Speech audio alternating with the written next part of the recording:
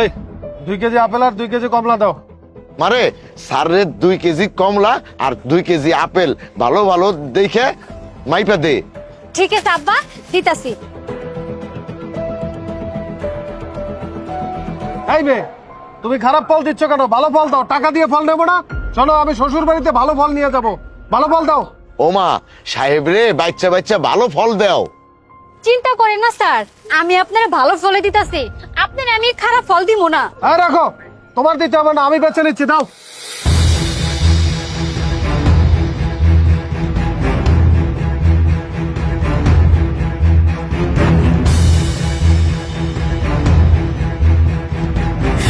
এই আপেল দাও।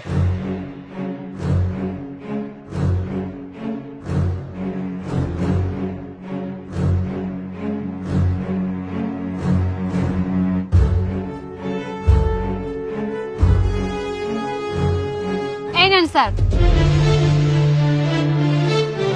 এই কয় টাকা হয়েছে? স্যার কমলা হইলো 180 টাকা কেজি, তা 2 কেজির দাম হইতেছে হইলো 360 টাকা, আর আপেল হইলো 220 টাকা কেজি। সব মিলে হইছে 800 টাকা স্যার। এই নাও।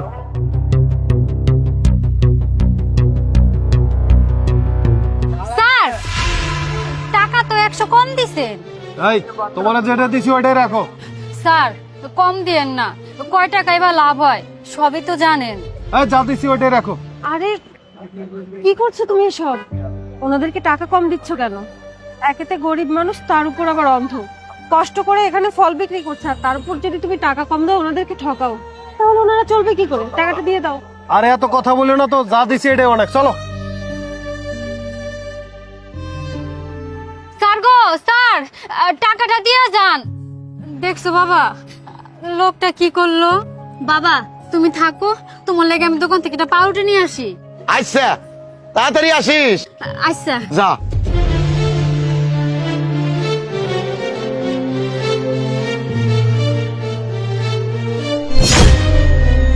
এই নাও বাবা, খাও।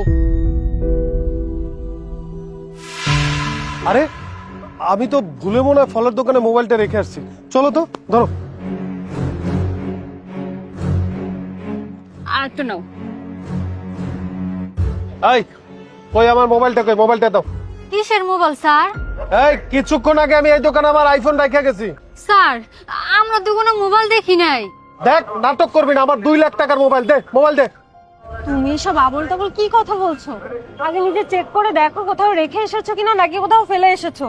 এভাবে না জেনে শুনে ওনাদেরকে দোষারোপ করা তোমার ঠিক হচ্ছে না। তুমি কোনো কথা বলে নাই, ফকিন্নিরাই আমার মোবাইল চুরি করছে। স্যার গো, আমার মায়া মোবাইল পাইলে অবশ্যই আপনারে ফিরাই দিত। স্যার আপনার মোবাইলে কল দিয়ে দেখেন আপনি কোথাও রাইখা আসছেন কিনা।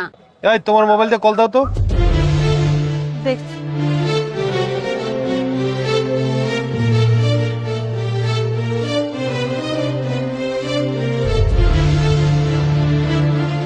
ফোনটা বন্ধ বলছে। এই তোরা বাপ মেয়ে মিলে আমার ফোনটা মারিয়ে দিছস। তোরা সামান্য মোবাইলের লোভ সামলাইতে পারলি না। Sir sir sir sir sir গো স্যার, বিশ্বাস করেন আমরা মোবাইল পাই নাই স্যার। এই ফকিরের বাচ্চা, মিথ্যা কথা বলস। বাবা আমার মোবাইল নিয়ে আবার মিথ্যা কথা বলস? ঠিক আছে শোন, এই মোবাইল তোকে ভিক্ষা দিয়ে গেলাম, ফকিন্নির বাচ্চারা। এই চলো। স্যার বিশ্বাস করেন আমরা মোবাইল নেই নাই। বাবা তুমি কেন ওনার কাছে বলতে গেছো? দেখলা না পশুর মতন ব্যবহার করে গেল। হায় রে মানুষ, এত করে কইলাম তবুও বিশ্বাস করলো না। থাক বাবা, তুমি কষ্ট নিও না। বাবা তোমার কি অনেক লাগছে?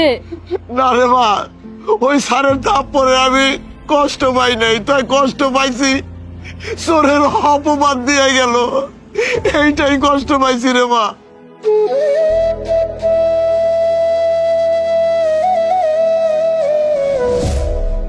আম্মা আমার অনেক ক্ষুধা লাগছে। হ্যাঁ আম্মা, আমার একটু সাহায্য করেন।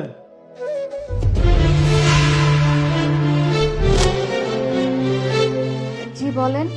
আমার একটু সাহায্য করেন। আর আম্মা, আমি ক্ষুধা লাগছে অনেক, আমার কিছু খাইতে দিবেন? আপনার খুব ক্ষুধা লাগছে? আচ্ছা ঠিক আছে, আপনি ভিতরে আসেন, আমি আপনারে খাইতে দিতেছি।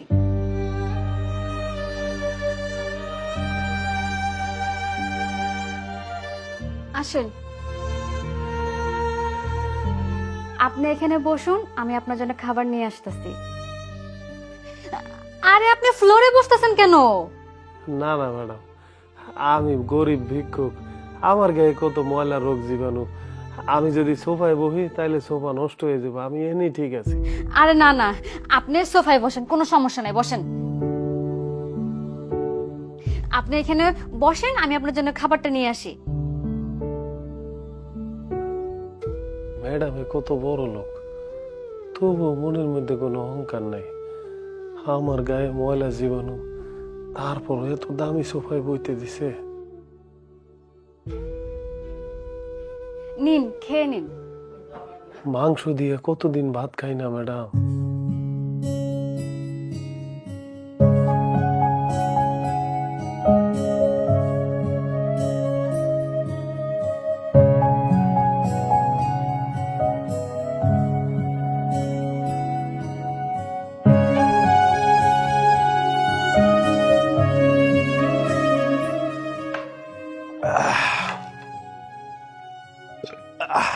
আলহামদুলিল্লাহ। আচ্ছা ম্যাডাম, আপনি এত বড় লোক, আপনার মনে কোনো অহংকার নাই। এই বাড়িতে কি আপনি একলা থাকেন, আর কেউ নাই? সবই আমার ভাগ্যের লিখন। ছোটবেলায় মা মারা গেছেন, শেষ সম্বল আমার অন্ধ বাবা ছিল। সে সর্বক্ষণ আমার সঙ্গের সাথী ছিল। অন্ধ হওয়ার পরেও ফল বিক্রি করে আমাকে পড়ালেখা করাইছে।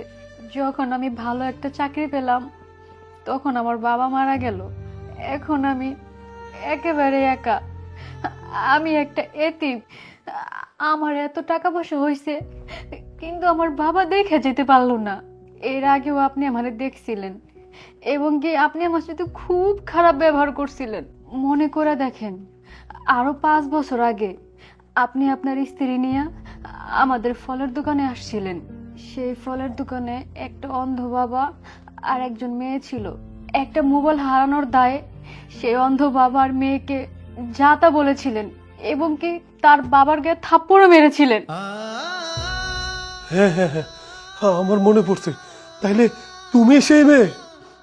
হ্যাঁ, আমি সেই মেয়ে। সেদিন আমি তোমার আর তোমার বাবার সাথে অনেক অন্যায় করছি, যেটা করা আমার ঠিক হয় না। টাকার অহংকারে আমি পাগল হয়ে গেছিলাম, সেটা আমি পরে বুঝতে পারছি। আমার মোবাইলটা হারানোর পরে থানায় মামলা করছিলাম। মোবাইলটা আসলে তোমার বাবাই নেয় না, মোবাইলটা অন্য একটা চোরে নিছিল। মোবাইল পাওয়ার পরে আমি অনেক অনুতপ্ত হয়েছি। তারপরে চিন্তা করছি যে আমি অনেক অন্যায় করছি। আজকে তুমি সেই ফল বিক্রেতার হয়ে কোটিপতি, আর আমি কোটিপতি হয়েও ভিক্ষুক হয়ে তোমার বাসায় খাইতে আইছি। আজকে তোমাকে দেখে আমি অনেক কিছু শিখলাম। তুমি এত কোটিপতি, তারপরও তোমার মনে কোনো অহংকার নাই। একটা ভিক্ষুকের কত আদর যত্ন করে খাওয়াইলে। তুমি তো প্রকৃত মানুষ। এটা আমার জন্য একটা অভিশাপ ছিল, আমি সেটা পরে বুঝতে পারলাম। আল্লাহ ছেড়ে দেয়, কিন্তু ছাড় দেয় না। আপনি কাঁদবেন না, সবই তো উপরওয়ালার খেলা। বাদশাকে ফকির বানায়, এবং কি ফকিরকেও বাদশা বানায়। বেশি বেশি করে আল্লাহকে ডাকুন, দেখবেন সব ঠিক হয়ে যাবে। বোন, তুমি আমাকে ক্ষমা করে দাও। আমি অনেক অন্যায় করছি, অনেক পাপ করছি। তুমি ক্ষমা না করলে মহান আল্লাহ তাআলা আমারে ক্ষমা করবো না। দয়া করে আমারে ক্ষমা করে দাও। আপনি যে আপনার ভুল বুঝতে পেরেছেন, এই জন্য আল্লাহ আপনার প্রতি অনেক খুশি হবেন। আমিও আপনাকে মন থেকে ক্ষমা করে দিলাম। আমি দোয়া করি আল্লাহ যেন আপনার সব কিছু ফিরিয়ে দেন।